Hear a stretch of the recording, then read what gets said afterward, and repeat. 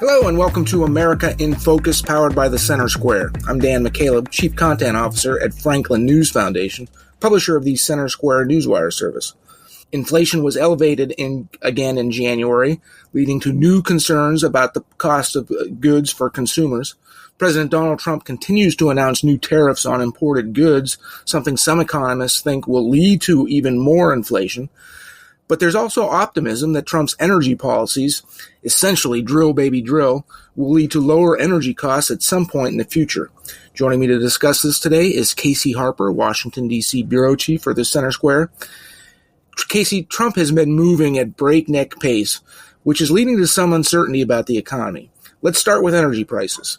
You interviewed the executive director of Power the Future, an energy workers advocacy group, this week. What did he say about Trump's policies and the price of energy going forward?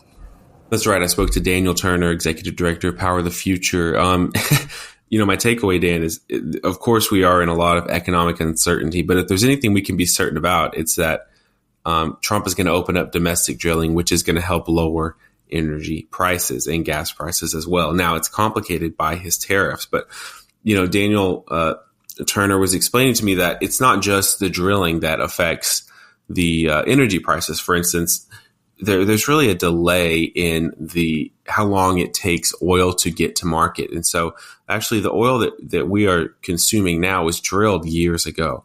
And so it's really the prices, there's lagging indicators here. And so I think there has to be a little bit of patience when we expect these prices to come down.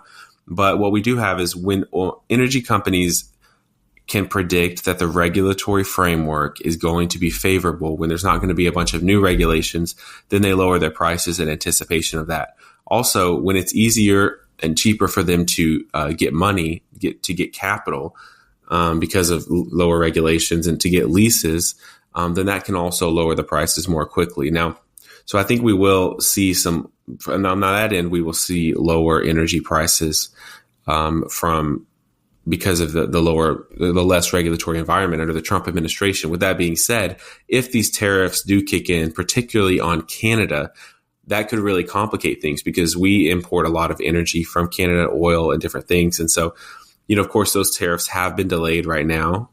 Many say that Trump is just using them as a bargaining chip to pressure Canada and Mexico and doesn't actually plan to have long-term tariffs with those countries. We do have trade deals with them already. And so that's an interesting thing. I mean, so far that's really proven true. We have not instituted those tariffs and therefore not seen the higher prices that would come as a result of them. And, Trump has gotten some concessions from both Canada and Mexico. Trump's critics will say the concessions weren't very good, but they have been used as a bargaining chip. And we have a few more weeks here before we really see if it continues to be a bargaining chip, if the can gets kicked down the road on these tariffs, or if they're actually going to become reality. Trump has indicated that he plans to use reciprocal tariffs, where he works with these countries to put tariffs on them, other countries around the world, to raise revenue for the U.S. And he's very bullish. He's very optimistic that he can raise a lot of money with these tariffs and bring us into a new golden age where we can lower other taxes. To your point about uncertainty, Dan, before I hand it back to you, there's a lot of projections, a lot of predictions, a lot of speculations about what these tariffs can and cannot do. But we really have no idea because we have not had, widespread tariffs in the U.S. for over 100 years. There's a lot of externalities. There's a lot of unintended consequences, how the market will react, how other countries will react, what Trump is able to get in these negotiations and trade deals that could offset some of the higher prices for Americans. It's uncharted territory, a lot of uncertainty. And we haven't seen anything like it in 100 years. So, hey, Dan, all the more reason to keep listening to this podcast to stay in touch, right? That's right, Casey. You wrote this week that inflation in January ticked up again. Consumer prices were up 0.5% in January for 12 months. Over the past year, that was 3% inflation. The Federal Reserve likes inflation to be closer to 2%. So that does complicate the Fed's plans to lower interest costs, which went up significantly during in 2022, 2023, during the height of inflation under the Biden administration. What's going on there? Yeah, but so we are seeing a little bit rise of inflation. We're up to 3%, which is, I think it is a rise. It is notable. To put it in context, I mean, it's nowhere close to the explosion we saw under Biden. So I don't want to create this false equivalency that the inflation under Trump is the same as the terrible inflation we saw under Biden. That's not true. I mean, it could get there. We'll see. But we're really not even close to that level yet. It's just something to keep an eye on. I would say, okay, inflation's a little up.